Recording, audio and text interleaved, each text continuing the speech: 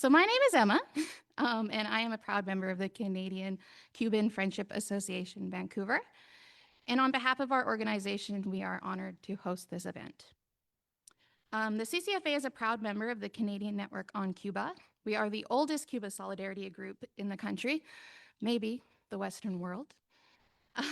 We are founded in 1961, and for over 60 years, we've fostered friendship between the Canadian and Cuban peoples through rallies, events, campaigns, and material aid. Our history runs deep. When Fidel Castro visited Vancouver in '95, he met CCFA in recognition of our work. And we'd like to recognize our president, Nazir. I'm not sure where you are, Nazir. There he is. who represented us in that meeting and was later awarded the Medal of Friendship from the Cuban Institute of Friendship with the Peoples for his decades of dedication to international solidarity and peace. And we continue to honor that legacy by building a future where CCFA continues to educate the public about the illegal US blockade and shares the lessons of mutual understanding, friendship, and solidarity. Tonight we are here to honor Moncada Day, the match that lit the Cuban Revolution and has inspired people around the world to fight for a better, more equitable society. We have a few introductory speakers before our keynote, Dr. Gerald Horne. And first, we're going to begin with our friends from Labor for Palestine. Regine is a high school teacher, active BCTF member, part of the union's International Solidarity Committee, and also on the local and national steering committee for Labor for Palestine. Welcome, Regine.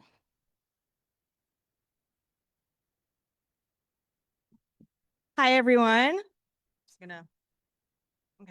Hi, everyone. I'm happy to be here. Thank you, Emma, for your introduction, and thank you for having Labor for Palestine bring greetings at this important event, celebrating the victories and achievements of the Cuban Revolution, successes that continue to inspire working and oppressed peoples around the world today. As mentioned, my name is Rosina Mahdi. I'm a teacher and active member of the BCTF and proud to organize with Labor for Palestine. Earlier this year, I actually had the opportunity to visit Cuba on behalf of my union, and what I witnessed was nothing short of remarkable. Despite the brutal and criminal US sanctions and embargo on Cuba, Cuba has managed to build some of the strongest public infrastructures in the world, especially in education and healthcare. Even more inspiring is how workers and unions are integrated into Cuba's political system. So for instance, every union has representation in the National Assembly, giving workers direct influence over legislation and governance. That's a reality far removed from our own and one our labor movement must learn from. When we met with the union representing education, sports, and science workers, we learned that 80% of its leadership are women. This reflects broader gender equity across Cuban society, where in fact over 60% of government members are women. Again, this stands in stark contrast to our reality in Canada, something we must reckon with and strive to change. Cuba's achievements are not accidental. They are a result of a socialist system, one that prioritizes the liberation and well-being of working people across the world over the pursuit of profit. A system that upholds education, housing, healthcare, and food as rights, not privileges. A system that values environmental protection over the destruction of the environment for private gain. A system that strives to unite people across race, cultures, genders, and sexuality, rather than divide us for the benefit of the powerful. As such, these values are reflected in Cuba's foreign policies. Unlike imperialist nations that export war and violence, Cuba exports doctor, solidarity, and hope. Rooted in internationalism and a love for humanity, Cuba has always stood with the people of Palestine, calling for an end to the genocide of the Palestinian people long before most people even knew what was going on. Fidel Castro himself demanded an end to that violence decades ago. And in contrast, during the ongoing genocide in Palestine today, imperial powers, led by the US and of course supported by Canada, have doubled down on their military and political backing of Israel, working to crush Palestinian self-determination. But we must remember, Palestine is not an isolated case. The current genocide is part of a much broader imperialist project. From Iraq and Afghanistan to Libya, Syria, Iran, China, Korea, Cuba, Nicaragua, and Venezuela, we see the same pattern. Nations and peoples who resist imperial domination are targeted, destabilized, and punished. The erasure of Palestine from the map is no accident. It has been a long-standing goal of Western powers seeking economic and strategic control over the Middle East. And it is no coincidence that the only two countries that consistently vote to maintain the US embargo on Cuba are the US itself and Israel. Therefore, the same forces actively supporting the genocide of Palestinian peoples are the same forces that have been attempting to destroy the Cuban Revolution and socialism for decades. And Canada is not innocent either. As mentioned, it remains one of Israel's closest allies militarily, politically, and economically. This alliance is unsurprising given Canada's own colonial foundations and its ongoing displacement of Indigenous people. In fact, Canada's reserve system directly influenced both South African apartheid and Israel's regime of occupation and segregation. And as activists in Canada, we must demand better. We must hold our government accountable. We must call for an immediate end to the arms sales to Israel and fight for a foreign policy rooted in justice. Since launching Labor for Palestine in Vancouver, we have done this. We've built a growing network of union members committed to this struggle. We've passed resolutions in our unions, led educational workshops, launched our national hot cargo campaign. And if you want to learn more about it, you could check out some of our materials there, and worked to keep Palestine front and center in our labor work, because Palestinian liberation is a labor issue. We must take inspiration from Cuba's example of internationalist solidarity. We must push our unions to rise to the moment, to support boycotts, raise awareness, and answer the call from Palestinian workers for global solidarity, just as workers did in the fight against South African apartheid, which Cuba also stood strongly against. In fact, some Canadian factories developing weapons or sending off weapons directly from Canada to Israel are unionized. And that's why we launched our hot cargo campaign. So unions refuse to handle any goods that are directly enabling the genocide. And as the saying goes, an injury to one is an injury to all. The Cuban people have lived by that principle since the start of their revolution, and we must too. Despite decades of imperialist aggression, Cuba has never backed down. It continues to fight for its right to sovereignty and for a world where people and the planet come before profit. And Palestinians do the same. In the face of military occupation and genocidal violence, they resist with courage and dignity. And we in Canada have much to learn from both. So I want to end with some words by Fidel Castro himself. He said, "Why should some people walk barefoot so that others can travel in luxurious cars? Why should some live only 35 years so that others live to 70? Why should some be miserably poor so that others can be immensely rich? I speak on behalf of the children in the world who have no bread. I speak on behalf of the sick who have no medicine, of whose right to life and human dignity have been denied. As labor activists, we must carry this vision forward. Fidel's words and the ongoing resilience of the Cuban and Palestinian peoples should inspire us to act, to organize, and to believe in the possibility of a better world. Let us continue to educate, mobilize, and fight for justice, for the planet, and for a future where no one is disposable. Because when we fight, we win, and we have to fight harder than ever because we have a whole world to win. Thank you.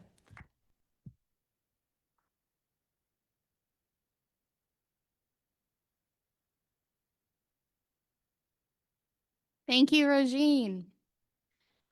Next, we have a member of the executive of the CCFA and longtime Cuba and labor activist, George Godora. George will be sharing with us a poem he wrote about Moncada Day. Give it up for George.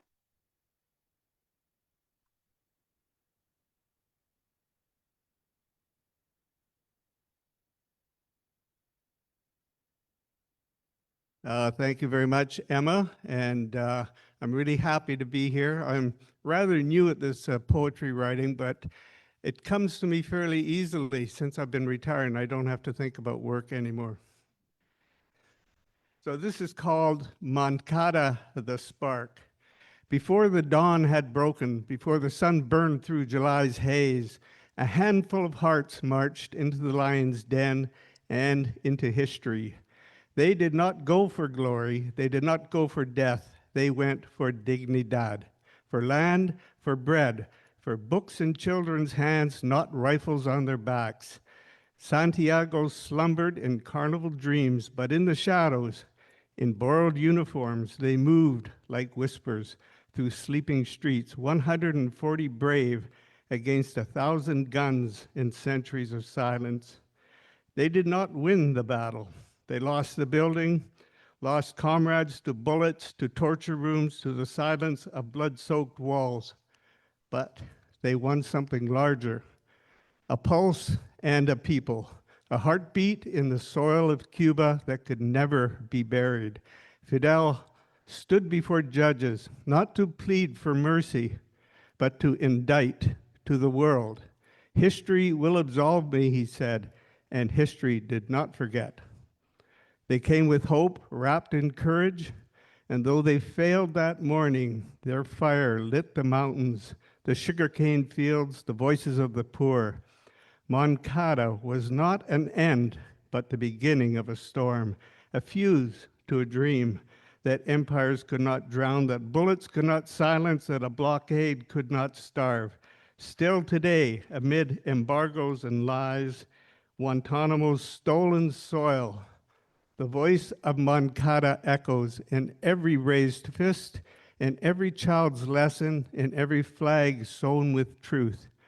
Moncada lives, not in marble, but in movement, not in mourning, but in mañana, the promise of a people who never stopped fighting.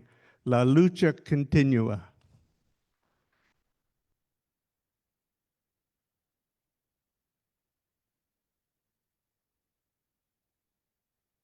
Thank you, George.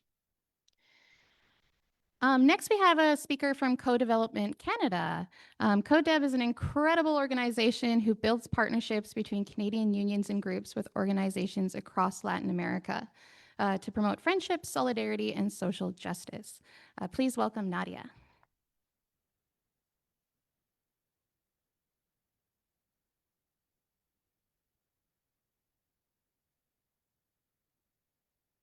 Hi, everybody. It's an honor to be here today, and also it's an honor to be a member of Co-Development Canada. I am a newcomer in Canada, and I feel that I'm part of the history of all the organizations that are here that are trying to transform also this city and this society. So I want asking the people here if you please can stand up. Yeah, it's something that I usually do in my presentations. So now we are open our arms. Stretch your back. And then we are gonna do this movement like this, to stretch. So this is a hack from the Latin American people that they are fighting also for social justice. And also, as Yoconda Belli for Nicaragua said, solidarity is the tenderness of people. So we are here because we are mobilized by love.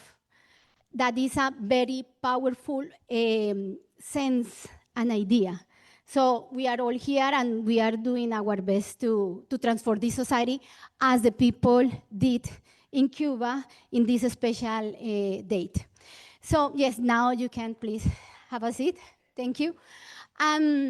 Yes, Co-Development Canada, I can describe Co-Development Canada as a generational bridge of solidarity between the Canadian working people and the Cuban working people. And we have a good example. We have Larry there. You can see him. He's one of the founders of Co-Development Canada. And yeah, you can see different generation of union activists in the organization. So I want to ask here, who has been in Cuba? Ooh, almost everybody. Okay, here, who is a union member? Okay, good. And here, who is a member of a social organization, grassroots organization? Yeah, almost everybody. So we are here with, I can say, the best people in the city.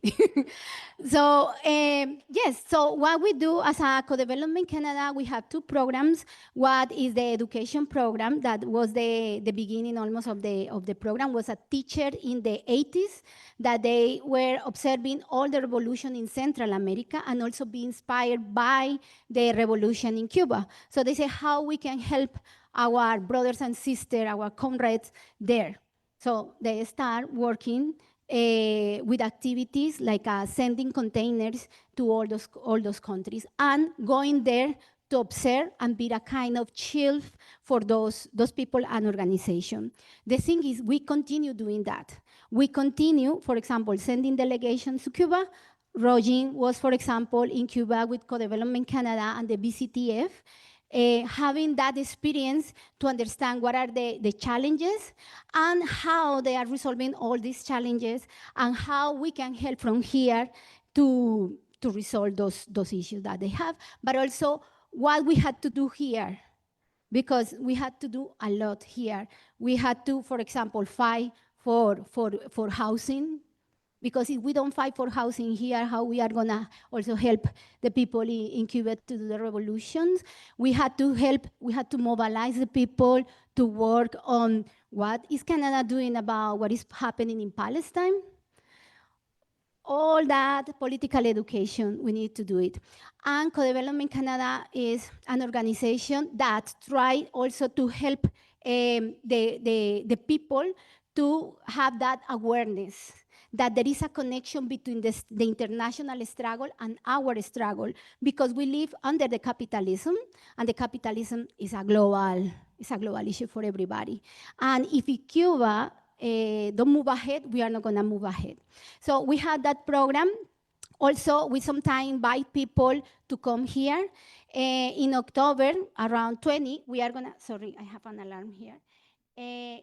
In October, we are going to have 2 people from the unions of the public administration workers of Havana here, and also the president of the National Union of the Public Administration. So, and it's probably that we are going to have a public event here, so we are inviting everybody to come to have the opportunity to talk with them.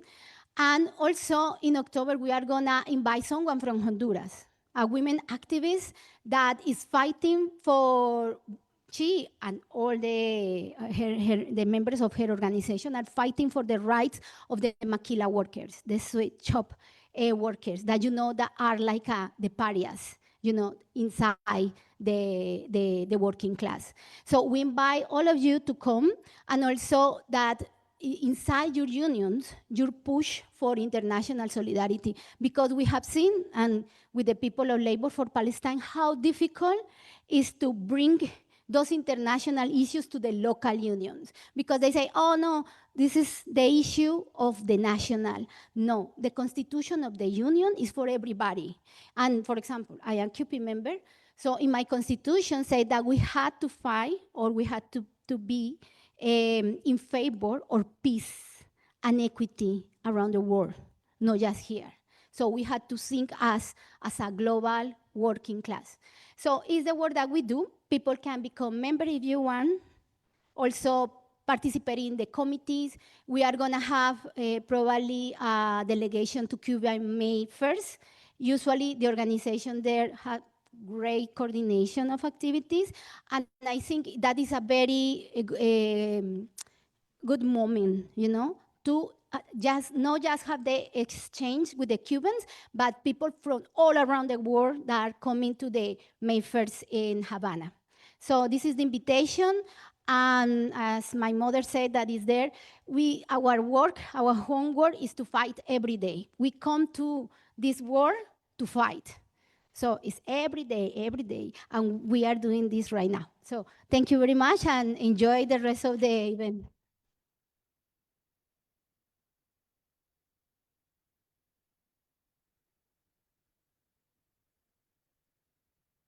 Thank you.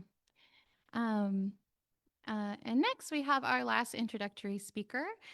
We have Negan, an executive member of the CCFA, as well as a member of the planning committee of the annual Che Guevara Volunteer Work Brigade.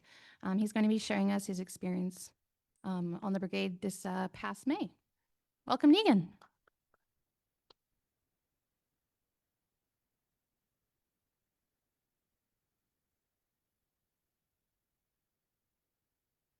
Hi, everybody. My name is Negan Juniper. I'm Satu Dede and a member of the Delaunay First Nations. And yeah, like Emma mentioned, I'm also a executive member of the Canadian-Cuban Friendship Association, Vancouver, and I'm on the planning committee for the Che Guevara Volunteer Work Brigade. Earlier this year in May, I had the privilege of taking part in the 31st annual Che Guevara Volunteer Work Brigade, which is facilitated by the Canadian Network on Cuba and their partners, the Cuban Institute of Friendship with the Peoples, or ECAP. Yeah, I'm happy to share here today a little bit of an overview and history of the brigade and a few of my experiences in Cuba, with a focus on our time touring the Cuban healthcare system.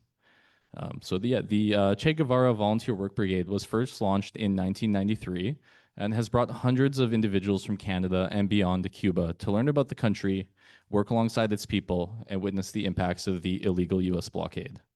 As mentioned previously, the brigade is organized in collaboration with ECAP, offering participants a first-hand look at the achievements and challenges of the Cuban Revolution.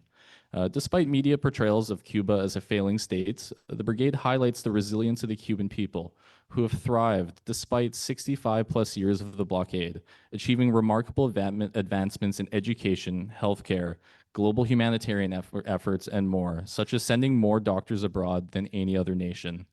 The brigade serves two key purposes: demonstrating Canadian support for Cuba's struggle to maintain its independence and providing Canadians with an opportunity to understand the dynamic realities of Cuban life. Participants are warmly welcomed by Cubans who see their presence as a reaffirmation of the global importance of their revolutionary social changes. The experience fosters mutual understanding and solidarity, emphasizing Cuba's commitment to its revolutionary ideals and its impacts on the world. Throughout our 2 weeks in Cuba, we had the honor of learning firsthand about many different aspects of Cuban society, how they're affected by the blockade, and despite these circumstances, the incredible response of the Cuban socialist system.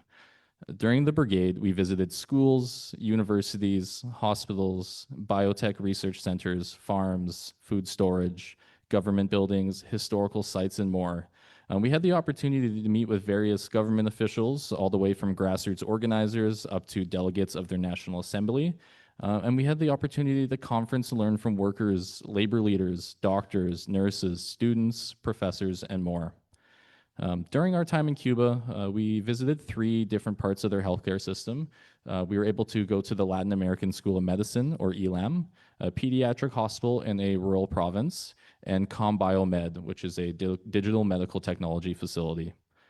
So at ELAM, which is an international public medical school, it's located outside of Havana and was established in 1998. Fidel Castro wanted to create a school to train students from countries that were affected by natural disasters, which was a response to 2 devastating hurricanes in the Central America and the Caribbean that same year. Notably, the Cuban government offered 500 full medical scholarships per year for the next decade to students from the 4 countries that were most affected by the hurricanes. ELAM offers students from the Global South and other communities with less access to education and resources, free schooling, room and board, food, and other amenities while they attend school. They're also paid a stipend every month, so they have money to spend while they're studying. This is all under the agreement that when they finish school, they will go back to their own countries and communities and provide care that is urgently needed there. This is essentially a form of reverse brain drain, and I find this to be very alien in its humanistic approach compared to our medical education in the West. In Canada and other Western countries, our leaders and systems, I feel, actively try to only poach the brightest minds from the Global South while doing our best to shut the door on anyone else who may need to immigrate or seek refuge. It was mentioned during our time at ELAM that before the revolution in Cuba, they had 6,000 doctors in the country. After the revolution, half of those doctors fled for various reasons.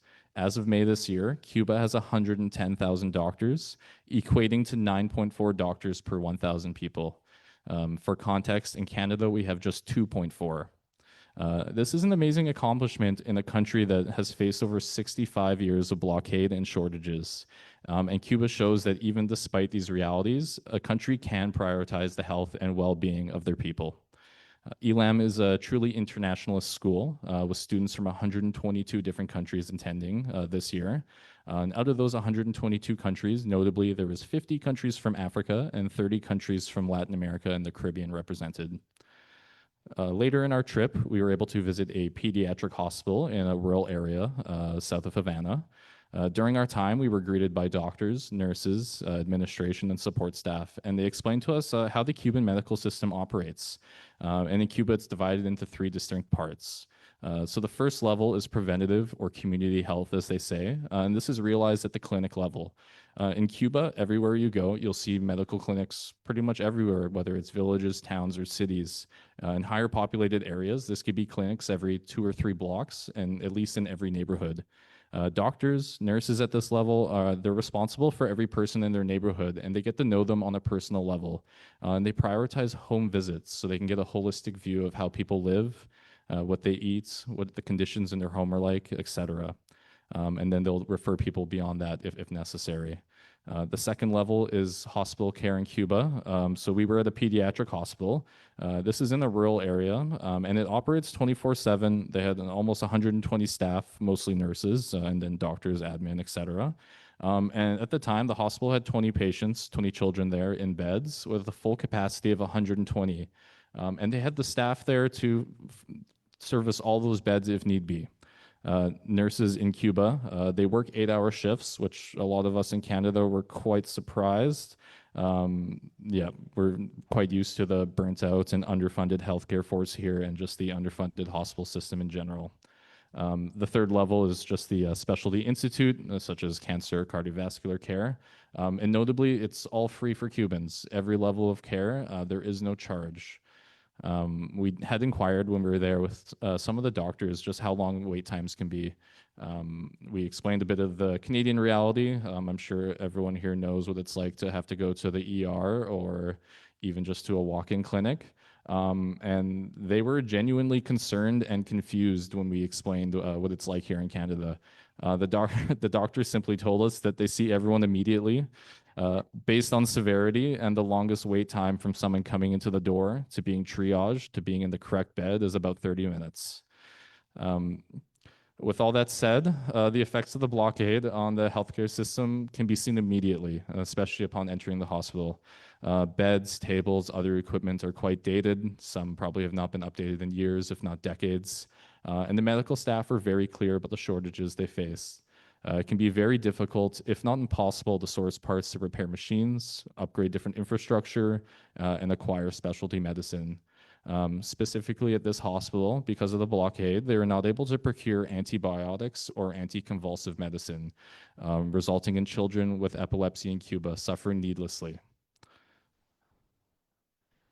Finally, we were able to tour a CombioMed. It's a medical biotech research center founded in 1969, and they are a leader in national and international markets for certain technologies there. Despite the blockade and the shortages on access to international markets, they've made advances in patient monitoring, defibrillators, fetal heartbeat detectors, electrostimulators for ulcer healing, and more. All products are assembled domestically.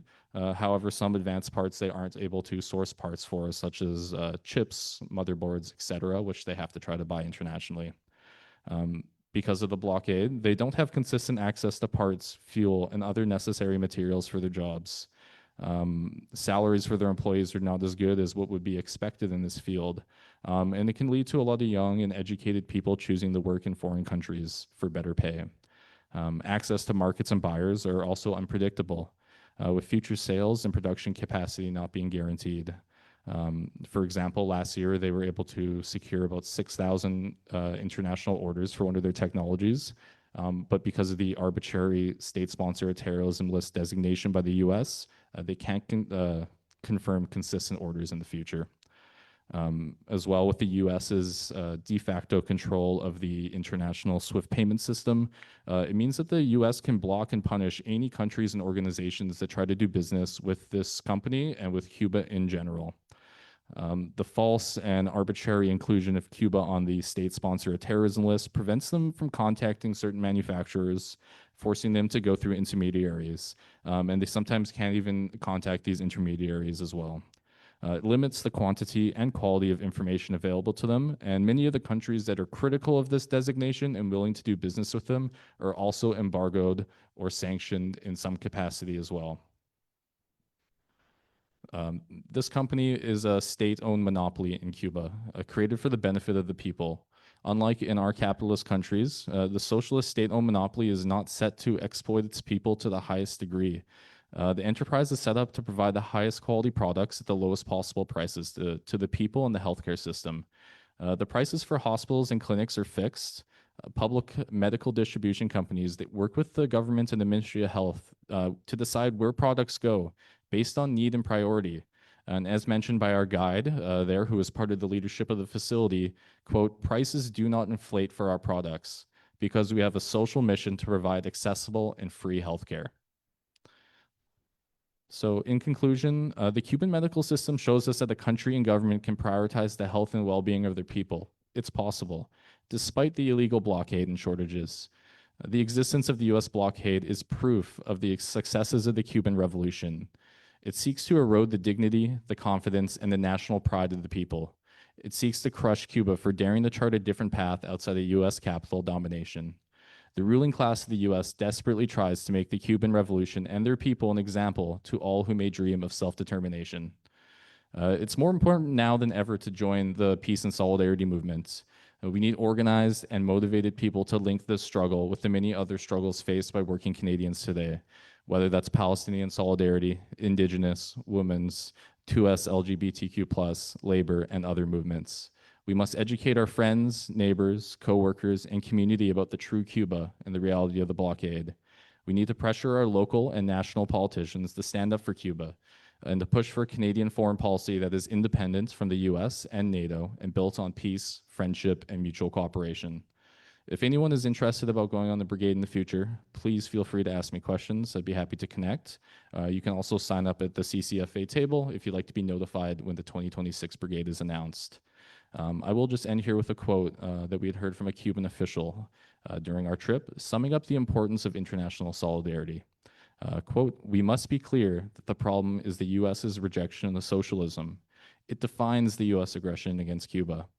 The blockade benefits those who make profits, the politicians, and the US economy. Cuba stands because it combines its own sovereignty with the sovereignty of the oppressed worldwide. Promoting dignified peace and sovereignty is our defense against imperialism. People who do not uphold their sovereignty are doomed to be an appendix of empire. Thank you.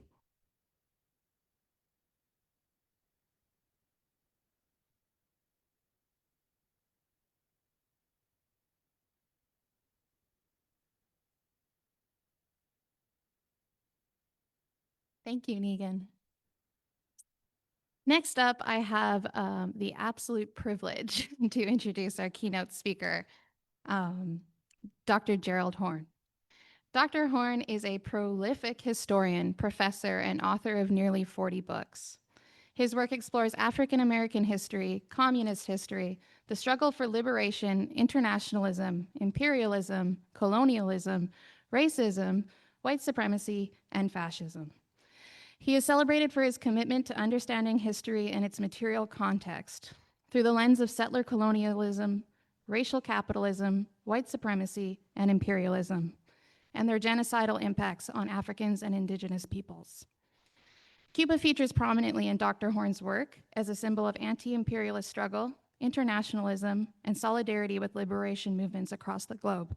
Please join me in warmly welcoming Dr. Horne.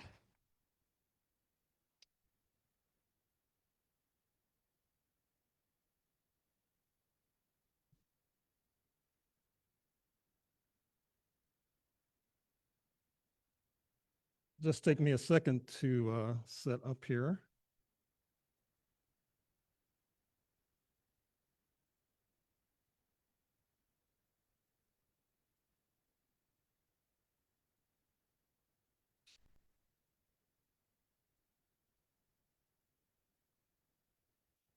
Viva Cuba Revolution, viva! Viva Fidel, viva! Viva Raúl, viva! Viva Miguel Diaz-Canel, viva! Viva the Friendship Association, viva! Thank you for inviting me to this important event and the hospitality I've been shown thus far. I am particularly thrilled to be here in Canada as I realize I am walking in the footsteps of the great First Nations warrior Sitting Bull, who was exiled north of the US border after he and his comrades wiped out US military forces led by the bloodthirsty George Custer. I am particularly thrilled to be here in Canada as I realize I'm walking in the footsteps of Mary Ann Shadd, born in Delaware in the antebellum unlimited slavery era, who fled to Ontario, where she became the first Black woman publisher in North America and the first woman publisher in Canada, producing a tidal wave of progressive, radical, and anti-slavery propaganda. Ontario has been essential to our movement. It was there in 1858 that the late, great John Brown and his heroic comrades planned their monumental armed rebellion against slavery in the United States. Again, it was in Ontario in 1905 that the legendary Pan-Africanist, communist, and intellectual W.E.B. Du Bois organized a terrifically profound gathering to plot an ultimately winning strategy against US apartheid or Jim Crow. I am particularly thrilled to be here in Canada, the birthplace of the piano wizard Oscar Peterson, the Maharaja of the keyboard, born in Montreal in 1925 and not passing away until the early 21st century. I'm particularly thrilled to be here in Canada, the birthplace of the heroic Canadian communist, Dr. Norman Bethune,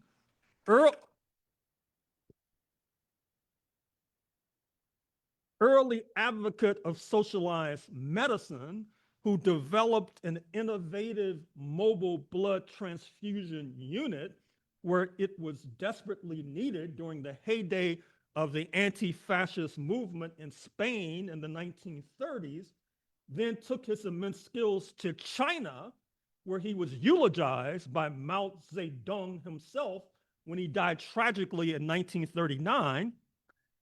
As Bethune's example suggests, internationalism, such as what we are exemplifying here, has been one of the most important weapons our movement has enjoyed, as exemplified by the heroism of the Argentine Ernesto Che Guevara in Cuba, for example, the internationalism of the US communist leader Eugene Dennis in 1930s to South Africa and the Philippines. Today, I am urging our Canadian friends and comrades to lend a hand to our besieged movement south of the border. For if fascism arises in the United States, and there are signals pointing, I'm afraid to say, in that direction, and of course, you may recall that the late US Secretary of State, Madeleine Albright, her last book was entitled Fascism, A Warning, not to mention the fact that one of the many scholars who have fled across the border, I'm speaking of Jason Stanley, formerly a professor at Yale, now at the University of Toronto, one of the reasons he decided to move north on the border is because he detected the scourge of fascism creeping into the United States of America. And I dare say that I agree with him. And of course, if that nightmare scenario erupts, it would be akin to living next door to a house on fire. And you would be naive to think that you could escape the flames if your neighbor's house is on fire. So we need help. And I'm sure that that help will be lent to us. In other words, I am here today to remind you of what you likely already know. The threat by the tangerine tyrant in Washington to make Canada the 51st state also reminds us of the commonalities between Cuba and Canada for the kind of, quote, economic force, unquote, that US imperialism is now wielding against this country in order to attain its illegitimate goals bears an eerie resemblance to the blockade of socialist Cuba, also designed to attain an illegitimate goal. What this means is that objectively, our movement needs to engage with Ottawa in terms of enhancing solidarity with Cuba and in terms of the stated goal of reorienting trade away from US imperialism, intensifying commercial relations with the island of socialism. I would also add that in light of the deteriorating relationship between US imperialism and Brazil, that is to say, that with the tangerine tyrant threatening a tariff war against this South American giant because of its attempt to prosecute the coup plotter and neo-fascist himself, Jair Bolsonaro, that Brazil should also be enlisted in this budding coalition designed to thwart the illegitimate goals of US imperialism.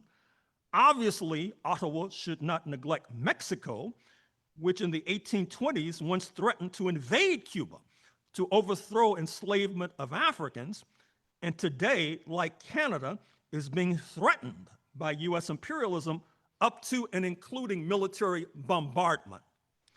In other words, there are profound historic reasons for Ottawa to join an anti-imperialist and hemispheric bloc spearheaded by Havana, but also including Brasilia and Mexico City. These profound reasons also include the unavoidable reality that US expansionists for centuries have sought to liquidate Canadian sovereignty. This is the import of the 1812 war, which eventuated with the torching of Washington, D.C., a conflagration joined in by enslaved Africans who then fled on British vessels to Trinidad and Tobago, where their descendants continued to reside. After that war, US imperialism had not learned this lesson. For 30 years later, one of the tangerine tyrant's favorite presidents, speaking of James K. Polk, ran a campaign principally upon the Trumpian slogan of 54-40 or fight. That is to say, the US intended to seize what is now BC, all the territory south of Alaska, then controlled by Russia, or at least claimed by Russia, including the land on which we are now sitting. And I dare say that that ambition from 160 years ago has not been thwarted or has not disappeared. That is to say, that ambition to this very day. This ambition unleashed one of the most complex battles First Nations have endured on this continent. For they had to confront, that is to say, Washington had to confront, when confronting First Nations, they not only accused the Hudson Bay Company, just diving into bankruptcy in 2025, they accused the Hudson Bay Company and the British of aiding the First Nations south of the border, but they also accused the Russians of doing the same. They accused, speaking of the Yankees, the Catholics of aiding the First Nations. They accused the Church of Latter-day Saints of Jesus Christ, speaking of the Mormons, they accused them too of aiding and arming the indigenous. Of course, paranoids often have real enemies, and certainly US expansionists had something to fret about with regard to the diplomatic alliances that First Nations south of the border were trying to engage in. But tragically, this hysteria led to one of the most systematic genocides in the bloody history of this continent, with the Cayuse, the Palouse, the Flatheads, the Klickitats, the Walla Walla, amongst others, being systematically liquidated, not only by the military, but as well by armed settlers. Indeed, one of the theses of a book I'm now working on is that in order to understand that 19th century crisis, one cannot begin to understand it without referring to what is euphemistically called U.S. democracy. That is to say, without understanding that not only did settlers south of the border denounce the U.S. military for not being sufficiently aggressive in uprooting the indigenous, not unlike what is unfolding as we speak on the West Bank in the occupied territories, where settlers are accusing, believe it or not, the military of being insufficiently aggressive in uprooting the Palestinians. There is a parallel between what was endured on this continent 160 years ago and what is being endured in historic Palestine today. And so what happened is that the settlers armed in Oregon and in so-called Washington Territory and elbowed aside the military and began to organize and perpetrate genocide. In fact, the settlers in the area south of BC were so hysterical that they sought to bar Black people systematically from arriving in this land, be they enslaved or free, for fear that they would align with the indigenous First Nations. Hence, today's Portland still has one of the smallest Black populations amongst the largest US cities. And sad to say, many of our naive left-wing friends have misinterpreted somehow the barring of Black people being an emblem of anti-slavery and progressivism, when it is the exact opposite. Only the US Civil War erupting in 1861 likely prevented a war alongst this border, as Washington considered San Juan Island, which, as you know, is due south, and as akin to Gibraltar or akin to Kronstadt, control of which provided, they thought, supremacy alongst the entire Pacific coast to the south, as far south as San Diego or Mexico. Like Canada, Cuba too has over the centuries struggled to escape the avaricious clutches of US expansionism. As early as the 1790s, the US slave traders were dominating the odious commerce and enslaved Africans to the island, providing an incentive to annex the island. Likewise, as early as the 1840s, US exploiters were dominating the commerce and enslaved Africans to Brazil, the largest market of all in terms of this odious commerce, providing the US expansionists with an incentive to annex the entire Amazon River Valley, which was their ambition at that time. Indeed, what stayed the hand of the pro-annexation forces in Cuba is that they had brought so many Africans to the island, there was a fear of that continuing dread, known then as Africanization. That is to say, the fear that upsetting the status quo by annexation could easily create favorable conditions for another Haitian revolution, the nightmare of US Republicans. Speaking of the latter, you should know that there is a current trend, a current ongoing historiographic trend. And of course, as many of us purport to be scientists of society, that means we should be current with the literature on the societies we're seeking to influence or indeed overthrow. And that trend involves descendants of the enslaved in the United States casting doubt, severe doubt, on the purported progressivism of 1776 and the revolt against British rule.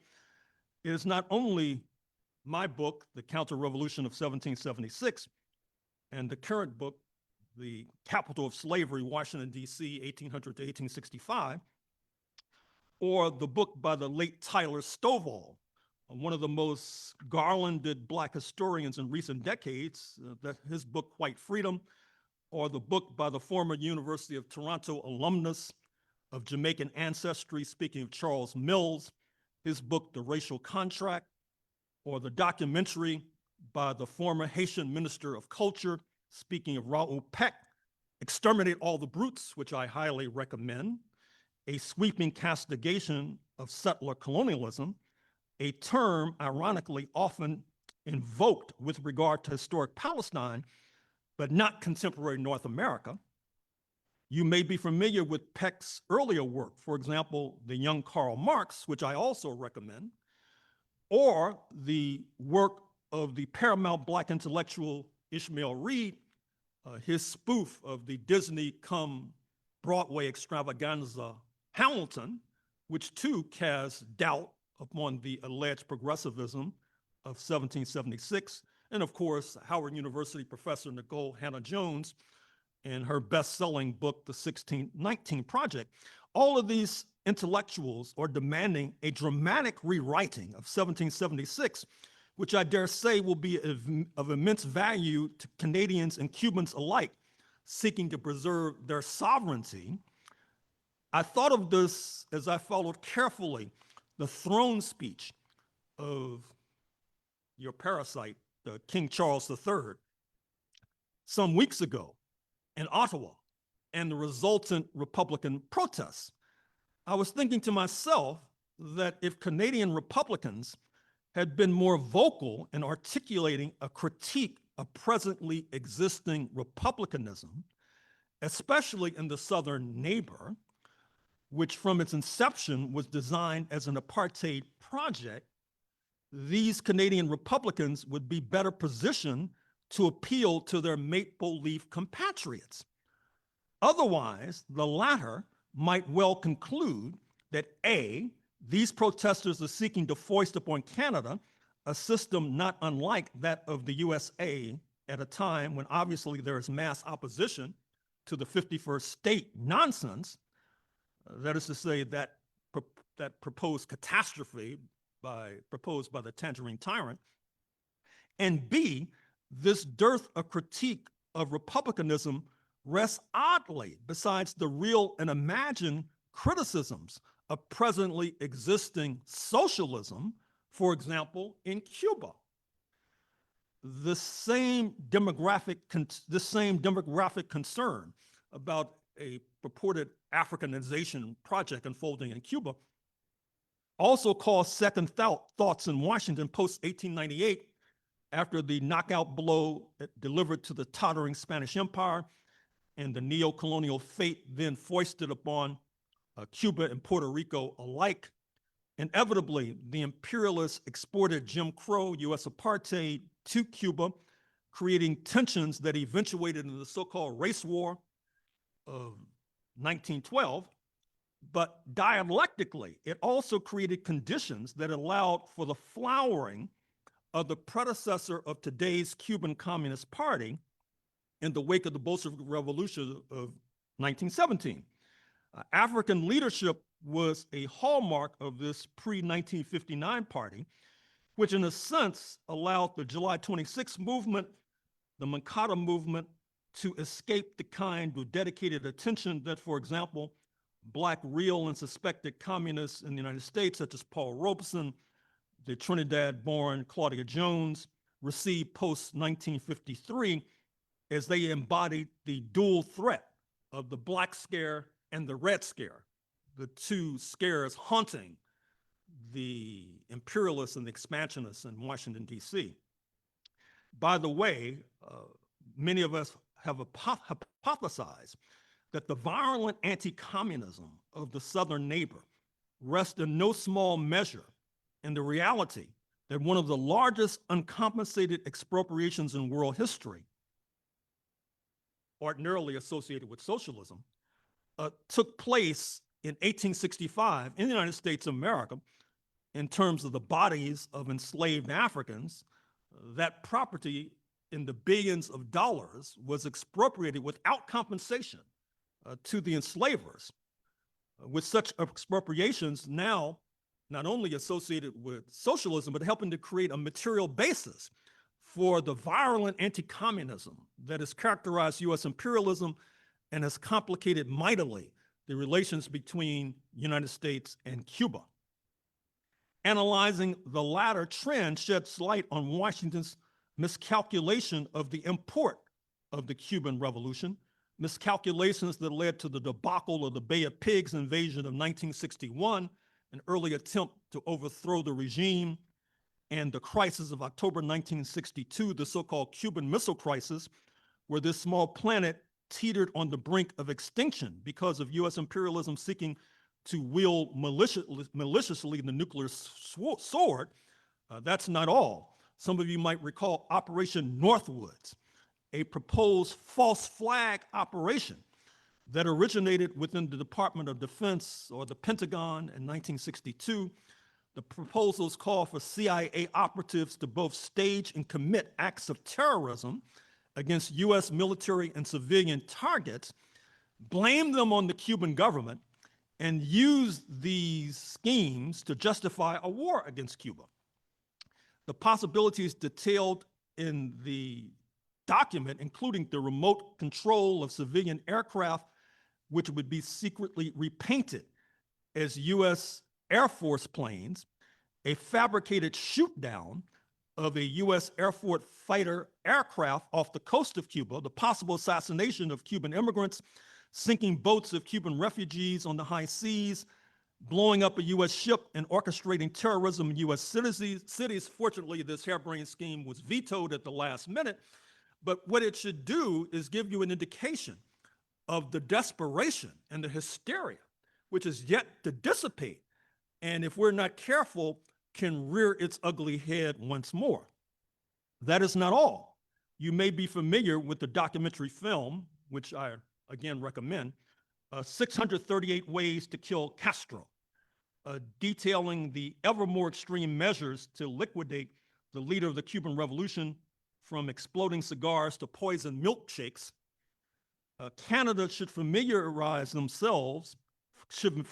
itself with such malignant schemes as you enter an era of the so-called 51st state mania, wherein you, by the admission of the tangerine tyrant, will be subjected to, quote, force, unquote, in order to attain atrocious goals, among which is seizing Canadian water, natural resources, not to mention foisting upon you the bloodstained plans of the health insurance industry of the United States of America. If you think you have inadequate health care today, wait until this 51st state proposal takes hold, and you'll be looking back nostalgically at July 26, 2025. In 1975, the worst nightmares of US imperialism came into fruition when Cuba dispatched thousands of troops to the battlefields of southern Angola to foil a CIA and apartheid invasion designed to block the coming to power of the still in power MPLA movement in Luanda, Angola.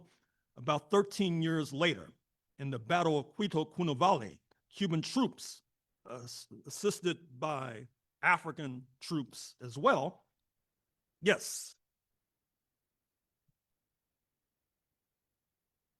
administered a brutal shellacking, defeating ignominious apartheid and its lackeys, leading to negotiations culminating in Namibian independence in 1990, South African independence in 1994. Recall that on this latter occasion in 1994, amidst all the dignitaries and eminent personalities present, the stormiest applause was reserved for President Fidel Castro Ruz, because all assembled recognized that the entire sub-region was liberated, not least because of the fighting skill of the Cuban military.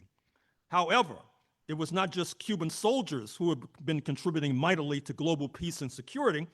Since 1963, over 600,000 Cuban health workers, doctors, nurses, surgeons, amongst others, have provided medical care globally.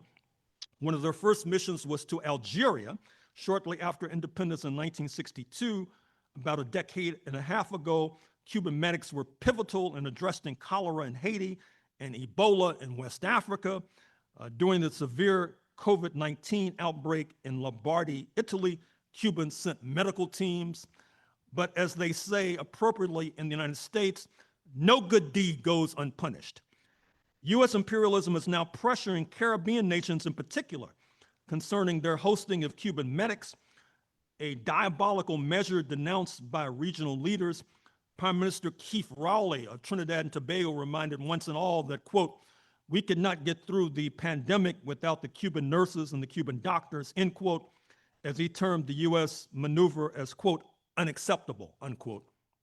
He was echoed by Barbadian Prime Minister Mia Mottley, who called the U.S. position, quote, "unfair and unjustified." Of course, U.S. hospitals are terribly understrained as we speak, not least because of the Republican Party's attack on healthcare, and it is not offering to replace Cuban medics with U.S. health workers if they are successful in pressuring Caribbean nations to expel Cuban health workers. And that brings us to the Copernican changes in the global correlation of forces that bespeak the ongoing crisis of U.S. imperialism, complemented and exemplified by the rise of the BRICS, Brazil, Russia, India, China, and South Africa.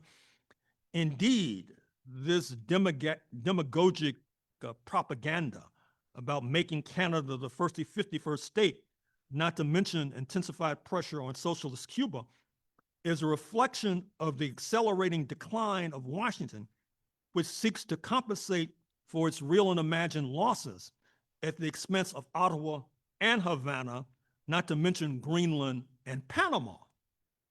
This crisis is also reflected in the massive increase in the budget of the Immigration and Customs Enforcement Authorities, or ICE, which spells ill for both Cuba and Canada. Already alarming reports have been received about undocumented Cuban workers being shipped first to Djibouti in East Africa, then to South Sudan. Others have been shipped to an uncertain fate in the nation recently known as Swaziland in Southern Africa. Then there is 49-year-old Canadian national Johnny Noviello perishing in U.S. custody in Florida at the hands of the immigration authorities as we speak. Paula Callejas of Quebec is one of a number of Canadians held on suspicious grounds by U.S. immigration authorities.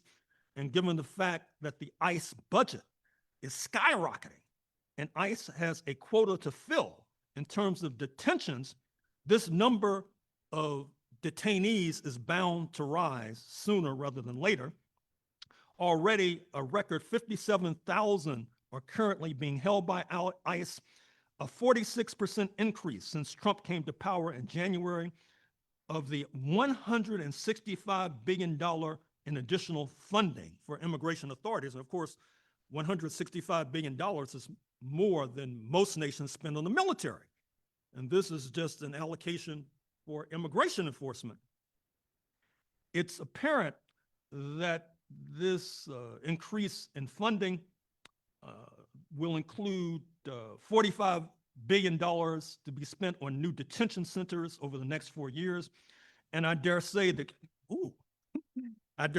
Canadians, Cubans, Mexicans, and Brazilians will be victimized given Ottawa, Havana, Mexico City, and Brasilia incentive to forge a broad U.S. anti-imperialist alliance.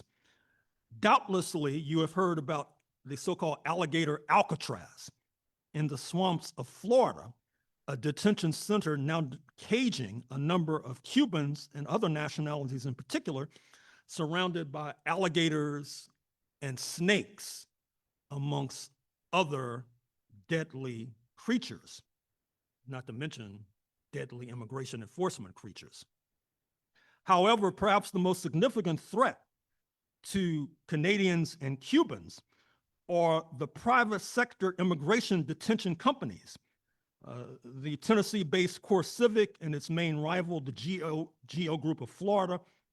Perhaps it's not coincidental that both are headquartered in the former slave South. GEO Group received $1 billion from immigration detention contracts in 2024 alone, 42% of its revenue and more than double what it was in 2015. The goal for these two giants, these private detention facility corporations, and their other capitalist competitors, including LaSalle Corrections and others too numerous to mention, are seeking to have 100,000 slots available for detainees, that is to say, immigrants, to be locked up perhaps shipped to Africa, South Sudan, etc. With overall U.S. crime rates dropping, private prison companies are turning from private prisons to immigration detention centers in order to maintain profitability, a direct threat to Canada and Cuba alike. And just as aircraft seek to fill every seat rather than taking off with empty seats, immigration detention centers have a similar philosophy. One facility of Geo Group in California has seen its numbers soar from 3 to more than 1,200 in recent months, with inadequate medical care, ghastly food, and worse. The foregoing should suggest to you that if your neighbor's house is on fire, it would be ridiculous to ignore the flames. In sum, we of the beleaguered United States of America are seeking solidarity, not only on behalf of Cuba, but on behalf of ourselves. And of course, we have come, as my introductory remarks suggested, we have come to rely heavily upon solidarity from Canada, particularly during the unlimited era of slavery, for example, where you stood tall. We expect you to stand tall once again, and we particularly expect you to stand tall at the U.S. Consulate at 1075 West Pender Street in Vancouver.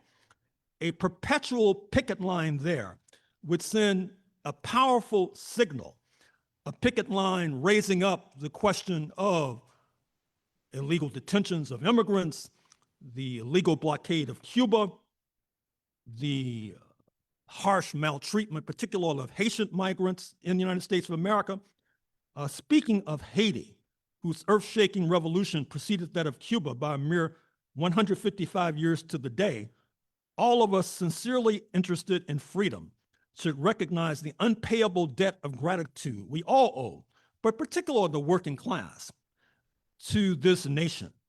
This successful revolt by the unpaid sector of the working class, which impacts the wage rates and working conditions of working people throughout the hemisphere. We should also recognize that what has allowed the Cuban Revolution to soar is the aid it received in its early stages from the socialist camp. Haiti was not so advantaged objectively. And of course, the leadership in Cuba of the Communist Party, Haiti was not so advantaged subjectively. This Cuban Communist Party, as you know, which has managed to steer the ship of state through dangerous waters. Hence, I repeat, Canada protects its sovereignty by strengthening Cuban sovereignty and vice versa, as both reject unequivocally the latest imperialist scam, the 51st state hoax. Viva Cuba Revolution, viva! Viva Fidel Castro, viva! Viva Raul Castro, viva! Viva Miguel Diaz-Canel, viva! Venceremos!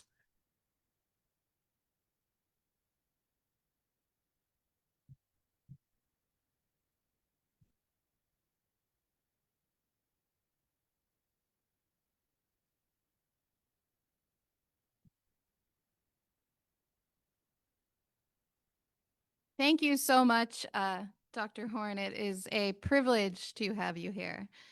And thank you, everyone, for being here. Things like this are very much a group effort. So thank you to all our volunteers and friends and allies who showed up and set up a chair and just did all the little things that make these things happen. And thank you to our allies at all the tables around the room. We have CODEV, the Canada-Palestine Association, the Democratic Socialists of Vancouver, the BC Housing Action Coalition, Labor for Palestine, the Vancouver Peace Council, the Vancouver Tenants Union, and People's Voice.